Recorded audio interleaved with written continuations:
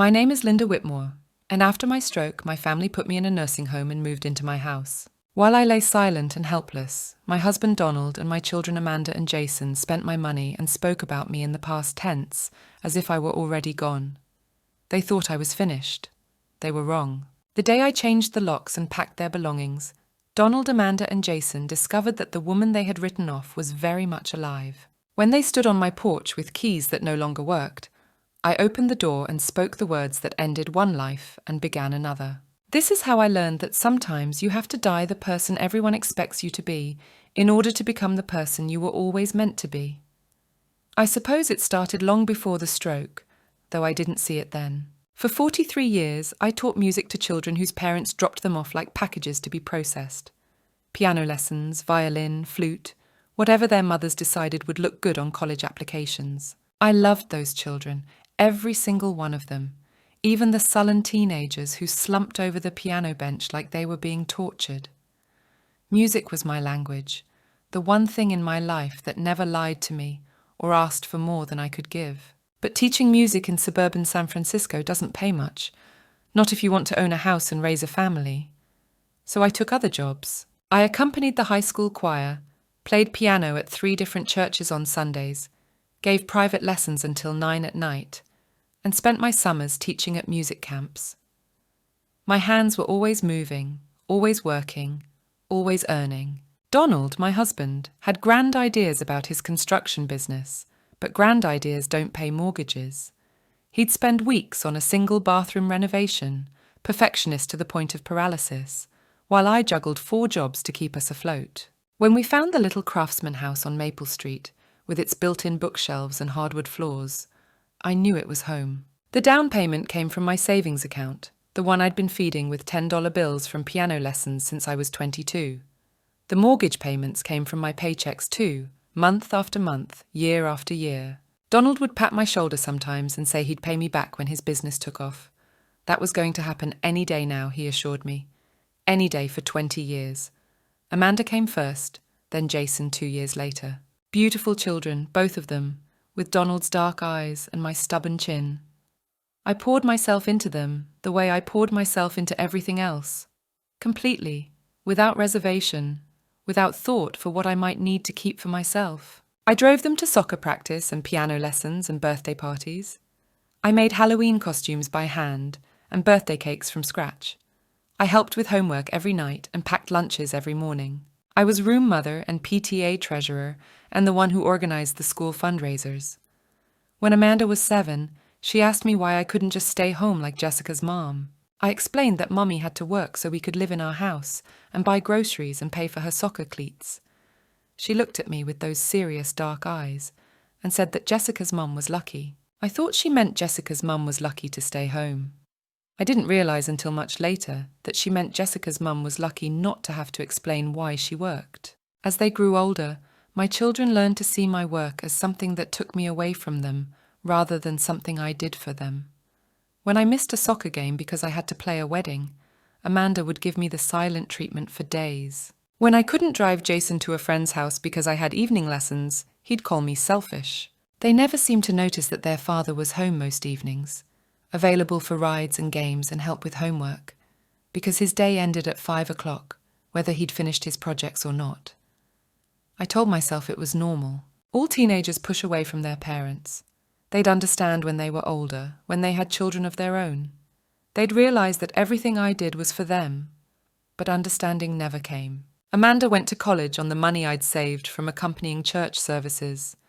She studied business and met a young man whose father owned a chain of car dealerships. When she graduated, she moved in with him and his family in their gated community in Marin County. She visited us once a month, always with suggestions for how we could improve our lives. We should remodel the kitchen, she'd say. We should put in a swimming pool. We should buy a newer car. She never offered to help with any of these improvements, just pointed out that her boyfriend's family would never live in such an outdated house. Jason was different, but no less difficult. He moved back home after college, ostensibly to save money, but really because he'd grown comfortable being taken care of. He worked part-time at a music store and spent the rest of his time playing video games in the basement. When I suggested he might want to find his own place, He'd remind me that housing was expensive and he was just being practical. When I asked him to help with groceries or utilities, he'd point out that he hadn't asked to be born into a family that couldn't afford to support him properly. The years blurred together. Donald's business stayed small, never quite failing, but never quite succeeding either. My students grew up and went away, replaced by new ones who looked just like them. Amanda got married in a ceremony that cost more than I made in a year, paid for by her new in-laws, because, as she explained, her own family couldn't afford to give her the wedding she deserved. Jason dated a series of women who would come to Sunday dinners and listen politely to his complaints about how unfair life was to people their age. I kept teaching, kept working, kept paying the bills. The house needed a new roof, then new plumbing, then new windows. Each repair came out of my carefully managed savings, the money I'd hoped might eventually let me retire. But retirement seemed less important than keeping the family together, keeping everyone comfortable, keeping the peace. Then came the morning when everything changed. I woke up feeling strange, like I was floating just above my body instead of inside it. The right side of my face felt heavy, and when I tried to call out to Donald, the words came out slurred and wrong. I remember thinking with perfect clarity that this was not good. I remember Donald's face going white when he saw me trying to stand and falling instead. I remember the ambulance ride, the bright lights of the emergency room, the doctor's voice explaining words like stroke and paralysis and speech impairment to my family as if I wasn't there. Because in a very real way, I wasn't there anymore. The woman who had taught music and paid mortgages and made everyone's life easier had disappeared, leaving behind someone who couldn't speak or move or even hold a cup of water. I could hear everything, understand everything, but I couldn't respond. I was trapped inside a body that no longer obeyed me, watching my family discuss my future as if I were already dead. The conversations happened around my hospital bed, sometimes with me awake and listening, sometimes when they thought I was sleeping. Amanda worried about the cost of care, about who would pay for it, about what would happen to the house if I needed round-the-clock nursing. Jason wondered if I would ever be normal again, and what that would mean for him. Donald mostly sat quietly, holding my hand and looking confused, as if he couldn't understand how his wife had suddenly become so inconvenient. The social worker was a kind woman named Margaret, who spoke to me directly, even when I couldn't answer. She explained that I would need extensive rehabilitation, speech therapy, physical therapy, occupational therapy. She talked about different levels of care, from intensive rehabilitation hospitals to long-term care facilities. She asked what I preferred, looking at my face as if she expected me to answer. But my family spoke for me. Amanda thought I would be most comfortable in a place where I could get professional care. Jason agreed that it would be too difficult for Dad to take care of me at home, especially since he wasn't getting any younger himself. Donald said whatever the children thought was best was fine with him. No one asked what I wanted. No one seemed to consider that I might have opinions about where I wanted to live or how I wanted to be cared for. The place they chose was called Golden Sunset Manor, which should have been my first clue about what I was in for. It was a state-run facility about 30 miles from my house, far enough away to make visiting inconvenient, but close enough that my family could claim they were keeping me nearby. The brochure had pictures of smiling elderly people playing cards and tending gardens, but the reality was fluorescent lights and industrial carpeting and the smell of disinfectant that never quite covered the underlying odours of age and neglect. My room was small and beige, with a narrow bed and a single chair and a window that looked out onto the parking lot. My roommate was a woman named Dolores, who had been there for 3 years and had long since stopped expecting visitors. She spent most of her time staring at a television that played soap operas and game shows at volumes loud enough to penetrate her hearing loss. She was kind to me in the way that people are kind to children and animals, speaking slowly and patting my arm when I seemed distressed. The first week, my family came every day. Amanda brought flowers and magazines I couldn't hold. Jason brought a small radio and tuned it to a classical station, which was thoughtful of him, I had to admit. Donald just sat beside my bed and held my hand, tears running down his cheeks as he told me he was sorry, so sorry, but he didn't know what else to do. By the second week, the visits became less frequent. Amanda had her job and her husband and her book club and her yoga classes. Jason had picked up more hours at the music store, which was good for him really, because he needed to start taking more responsibility for his life. Donald came every other day, but he seemed uncomfortable in the nursing home, anxious to leave after an hour or so. By the third week, I understood that I was alone.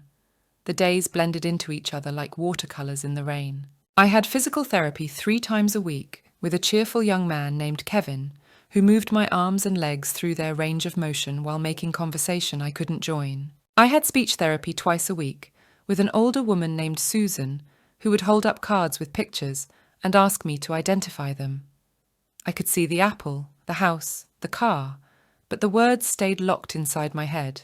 My mouth would open and close like a fish gasping for air, but no sounds came out except frustrated groans. The nights were the worst. Dolores would fall asleep by 9 o'clock, but I would lie awake listening to the sounds of the place. Someone down the hall cried out for her mother.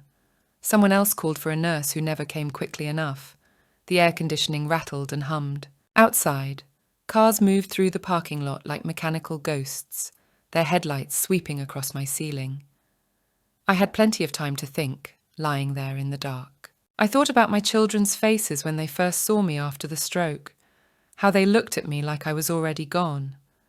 I thought about Donald sitting beside my bed, holding my hand, but looking out the window, as if he were planning his escape. I thought about my house, my beautiful house with its built-in bookshelves and hardwood floors, sitting empty while I lived in this beige room that smelled like disinfectant and despair. One evening, about a month after I'd been admitted, I overheard Amanda talking to Jason in the hallway outside my room. They thought I was asleep, or maybe they didn't care if I heard them. Amanda was explaining that she'd spoken to a lawyer about the house situation. Since I was incapacitated and unlikely to recover fully, someone needed to take care of my affairs. The house was just sitting there empty, which was wasteful and potentially dangerous. What if there was a break-in or a fire or a pipe burst? Jason agreed that someone should be living in the house, taking care of it. He could move into the master bedroom and keep an eye on things. Amanda thought that was a wonderful idea. Dad could stay in the guest room when he visited me, and she could use my old sewing room as an office when she needed a quiet place to work. They could split the utility bills and maybe even rent out the basement to help with expenses.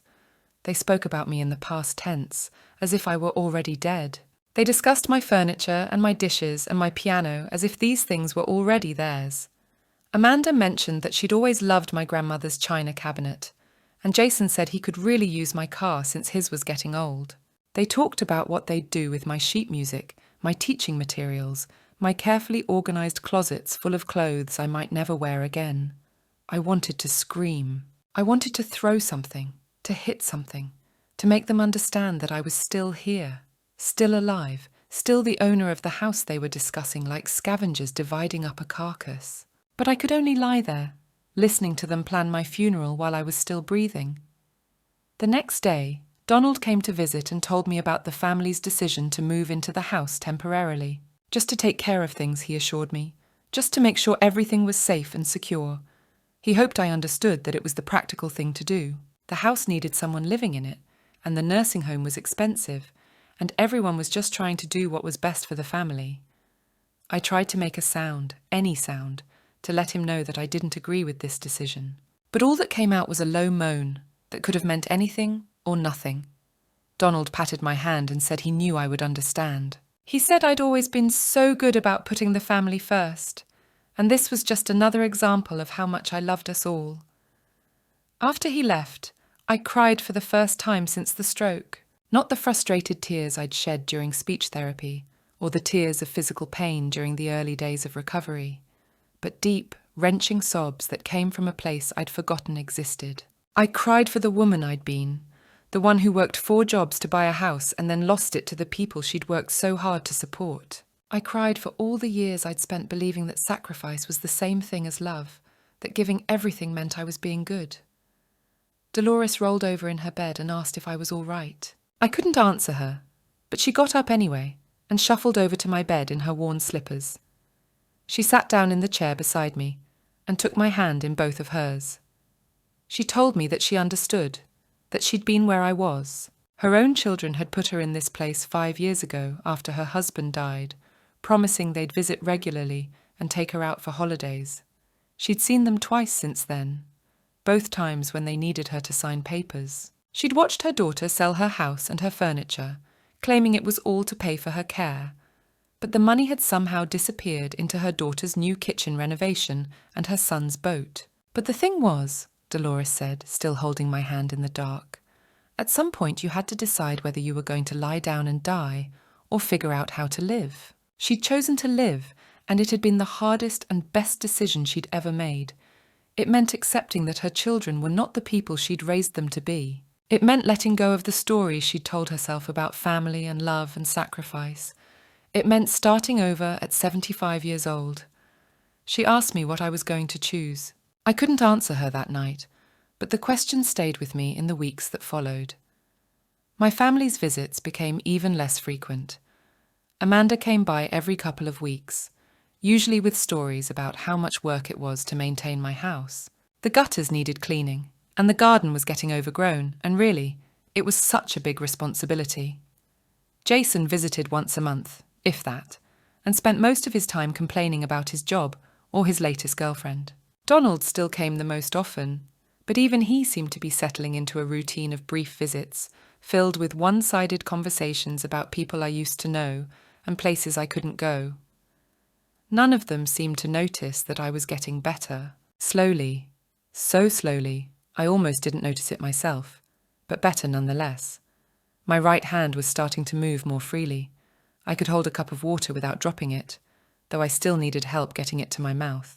My speech was still mostly gone, but I could make more sounds, and occasionally a word would come out clearly enough that the nurses could understand me. The improvement wasn't coming from the official therapy, though Kevin and Susan were both competent and kind. It was coming from something else, something I didn't understand at first. Her name was Elena Vasquez, and she came to Golden Sunset Manor twice a week as a volunteer. She was about my age, maybe a little younger, with silver hair and warm brown eyes and hands that moved like water when she talked. She'd been a music therapist before she retired, and she brought her guitar and her voice to those of us who were trapped in our broken bodies and cluttered minds. The first time I heard her play, I was sitting in the common room staring at nothing, which had become my primary activity. She sat up in the corner with her guitar and started with something simple, a folk song I remembered from my childhood. Her voice was clear and true, and for the first time in months, I felt something other than despair. She noticed me listening, really listening, not just sitting there while sound happened around me. After she finished her first set, she came over and introduced herself. She asked if I was a musician, and I tried to nod, tried to make some sound that would tell her yes. Yes, I was a musician, I was a teacher, I was someone who understood what she was doing.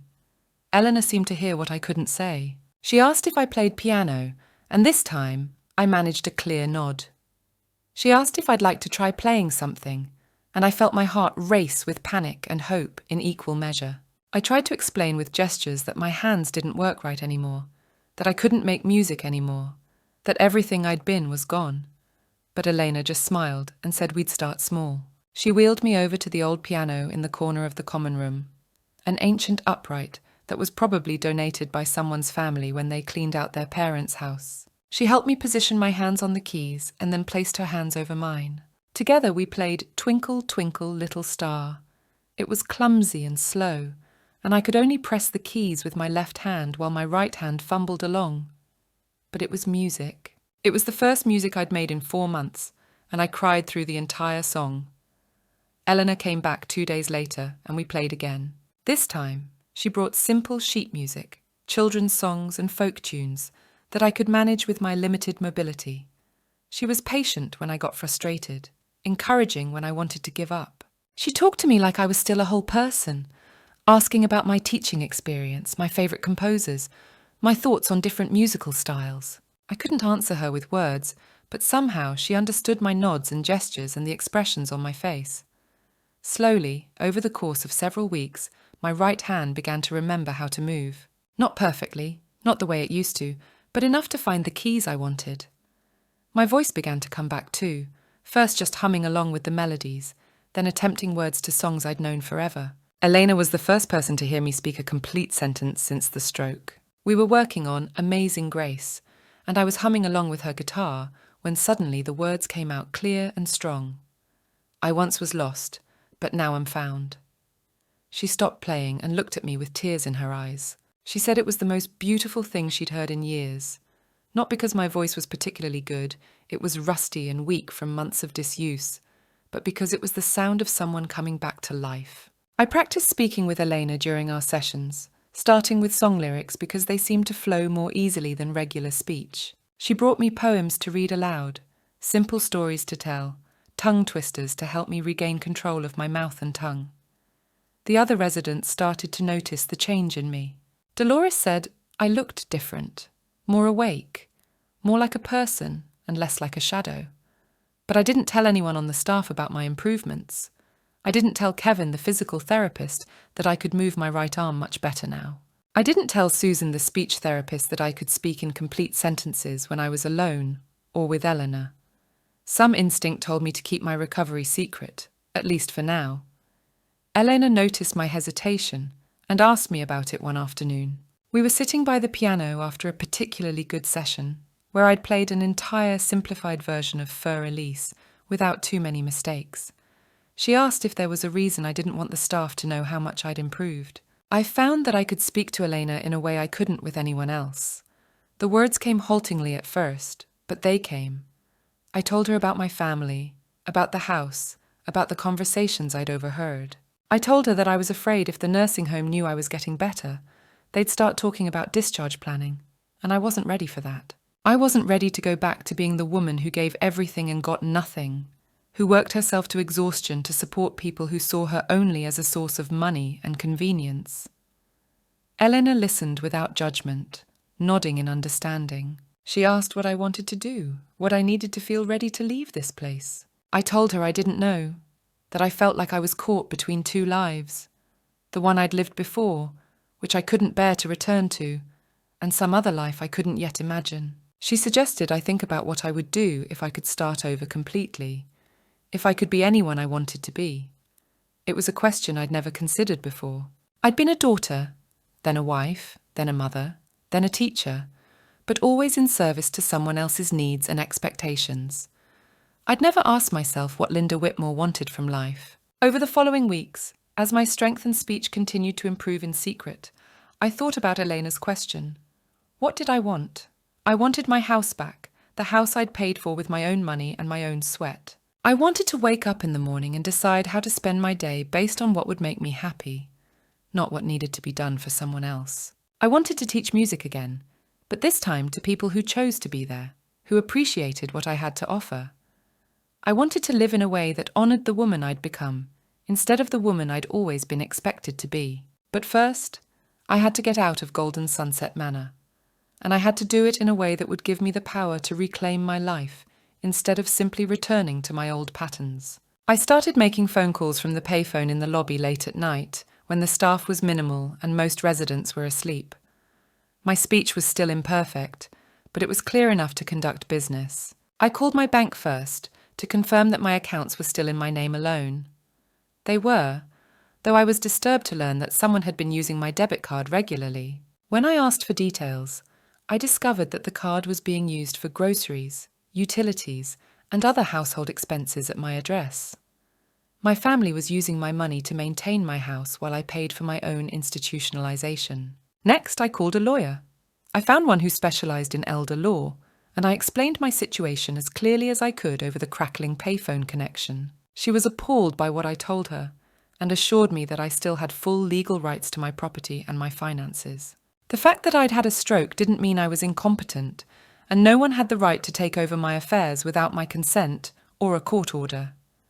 She agreed to meet with me at the nursing home, quietly, to discuss my options. When she arrived the following week, I was able to speak with her clearly enough to demonstrate that I was mentally competent and capable of making my own decisions. She helped me understand exactly what my rights were and what steps I could take to reclaim control of my life. The plan we developed was simple, but would require careful timing and complete secrecy. I would arrange for private care, so I could leave the nursing home without going back to live with my family. I would have the locks changed on my house while my family was away. I would move back in with my private caregiver, and only then would I let my family know that I had recovered. The lawyer explained that since I owned the house outright and had never given anyone power of attorney, my family had no legal right to live there without my permission. They had probably assumed that my stroke had made me permanently incapacitated and that they could take over my affairs by default. They were wrong. Over the next month, I put the plan into action with the help of Elena, who had become more than just a music therapist to me. She had become a friend, maybe the first real friend I'd ever had. She helped me interview private caregivers and choose one named Rosa, who was kind and competent and not easily intimidated. She drove me to the bank to straighten out my accounts and put a stop on the debit card my family had been using. She came with me to meet with the locksmith who would change my locks on the appointed day. Elena also helped me prepare emotionally for what I was about to do. She reminded me that setting boundaries wasn't cruel, it was necessary. She helped me practice what I would say to my family when they discovered that I was back in my house. She supported me when I wavered, when the old patterns of guilt and obligation tried to pull me back into being the person I'd always been. The day I chose for my return was a Thursday in late spring. I knew from Donald's last visit that he and Jason were planning to drive up to Amanda's house in Marin County for her birthday dinner. They would be gone from late afternoon until evening, giving me time to get settled before they came back. Rosa picked me up at the nursing home in the afternoon. Just another outing with a private caregiver that wouldn't attract attention from the staff. I had told them I was going to a doctor's appointment, which was true in a way. I was going to cure myself of a sickness that had been eating at me for years. The drive to my house took 45 minutes, and I spent most of it looking out the window at the world I'd been away from for 6 months. Everything looked the same, but felt different, as if I were seeing it through new eyes. The familiar streets of my neighborhood, the oak trees I'd watched grow for decades, the houses where I'd taught piano lessons to children who were now adults. It all looked smaller somehow, less intimidating than it had in my memory. My house looked exactly the same from the outside.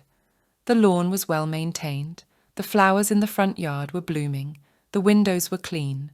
My family had taken good care of it, I had to admit. But seeing it made me angry all over again. This was my house, bought with my money, maintained with my labour, and they had moved into it like they owned it while I lay in a nursing home bed. The locksmith was waiting for us, and he quickly changed all the locks while Rosa and I waited in her car. When he was finished, he handed me a set of keys that felt warm and solid in my palm. My keys to my house. I hadn't realised how much I'd missed the simple act of unlocking my own front door. Walking into my house was like walking into a museum of my former life. Everything was there, all my furniture and belongings, but it felt somehow smaller and more cluttered than I remembered. Jason had moved into my bedroom, and there were clothes everywhere, video game controllers on my dresser, empty pizza boxes stacked on my beautiful antique nightstand. Amanda had indeed turned my sewing room into an office, with her laptop and papers covering my cutting table and her business clothes hanging in my closet. The basement, which had been my music room, was now Jason's entertainment centre. My piano was still there, but it was surrounded by enormous speakers and gaming equipment. My sheet music was stacked in corners, some of it water damaged from a leak in the ceiling that had apparently been ignored. I stood in the middle of my desecrated music room and felt something I hadn't experienced in decades. Pure, clean anger. Not the frustrated anger of someone who feels helpless, but the righteous anger of someone who has been wronged and now has the power to do something about it. Rosa helped me carry my few belongings upstairs, and then we began the process of reclaiming my house. We started with Jason's things in my bedroom, carefully packing everything into boxes and bags. His clothes, his video games, his collection of energy drink cans and dirty dishes, all of it went into containers that we stacked in the living room. We did the same with Amanda's office supplies and clothes, boxing everything up neatly and respectfully, but thoroughly. It took us 3 hours to clear out all their belongings and restore my house to something that resembled home. Rosa was amazingly helpful, never asking questions about why I was doing this, just following my directions with quiet efficiency. When we were finished, my house looked like mine again. I sat down at my kitchen table, the same table where I'd paid bills and graded papers and helped my children with homework for 20 years, and I felt something I hadn't felt in longer than I could remember. Peace. This was my space, my home, my sanctuary. No one could take it from me because I had taken it back. Rosa made us dinner while I rested and gathered my strength for what was coming next. I knew my family would be home by 8 o'clock, and I wanted to be ready for them. I changed into one of my favourite dresses, one I hadn't worn since before the stroke, and I sat in my living room with Rosa nearby, waiting. At 8:15, I heard a car in the driveway, then footsteps on the front porch, then the sound of a key being inserted into a lock that no longer recognised it. I heard Jason's voice through the door first, confused and irritated, saying something about his key not working. Then Amanda tried hers with the same result. Donald's voice joined them, wondering if maybe the lock was broken. They knocked on the door then, and I let them knock for a full minute before I stood up and walked over to answer it. Rosa stayed in the kitchen, within earshot but out of sight, as we had planned.